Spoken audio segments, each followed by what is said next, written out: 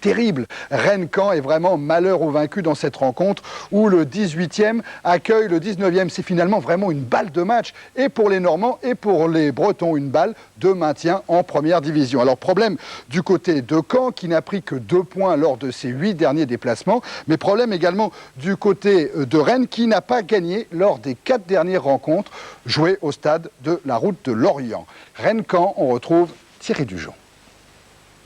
9000 Rennais cherchent ce soir le feu de la victoire qui les fuit depuis leur succès à Cannes lors de la 26e journée. 500 Cannais de leur côté ont senti tout le danger de leur visite en Bretagne. Témoin, ce coup franc en 3 temps au quart d'heure de jeu.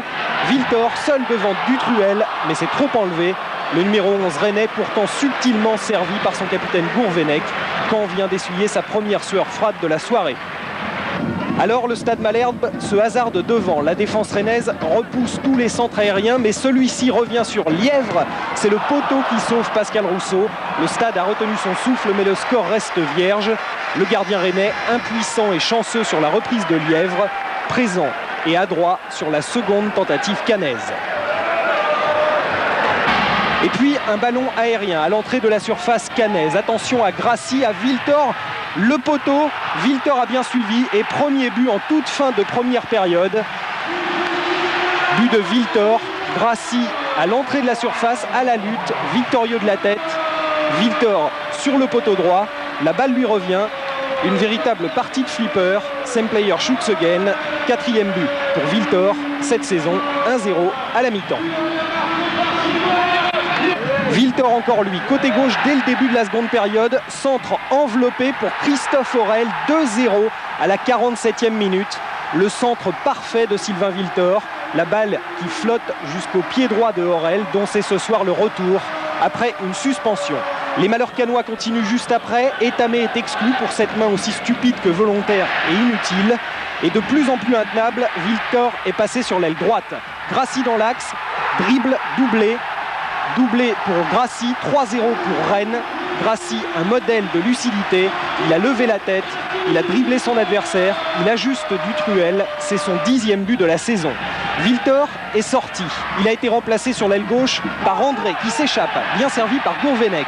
André dans la surface, centre légèrement en retrait. C'est encore Grassi, 4-0 pour Rennes. Le centre est à peine dévié par Glonec, pris à contre-pied. Et Grassi qui marque son 11e but de la saison. Complètement débordée, la défense cannaise. Elle ne sait plus comment sortir de ses 16 mètres. Elle perd le ballon à plusieurs reprises de manière assez stupide. Un ballon qui profite à Gourvenec, le capitaine rennais. Hors-jeu de position non signalé sur la droite. Gourvenec inscrit le 5e but rennais de la soirée. C'est un véritable carton, but du pied gauche. Son 8e but cette saison. Contrôle du pied droit et frappe du pied gauche, 5-0. Michel Lemilinaire avait exceptionnellement emmené les Rennais au vert avant le match, ça lui a réussi.